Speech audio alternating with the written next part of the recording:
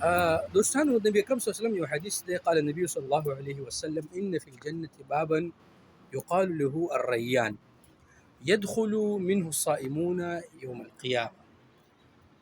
په جنت کې الله رب العالمین یو دروازه تیار کړې ده چې د هغه دروازې نوم دی باب الریان، او دا دروازه الله رب العالمین به صرف کلاوهي د قیامت په ورځ باندې د روجهدارو دپاره. اوس دوستانو د روجې دا مطلب خو نه دی چې بس مونږ روجه ونیسو او وده شو، بلکې د روجې مطلب هم دا دی چې مونږ د الله رب العالمین عبادت وکړو، د خپلو ګناهونو چې کوم مونږ مخکیني کړي د هغو استغفار وغواړو، په کثرت سره استغفار وغواړو د رب نه. د هغې نه علاوه چې کوم دی د غرباو سره مدد وکړو، د خپلو ګاونډیانو خیال وساتو. دا خو نه ده بس چې روژه مو ونیوله او وده شو او ماښام ته نږدې راپاڅېدو لړو په دې کې خپل وخت ضایع کړو. دا لږ غونډه کې وخت دا ډېر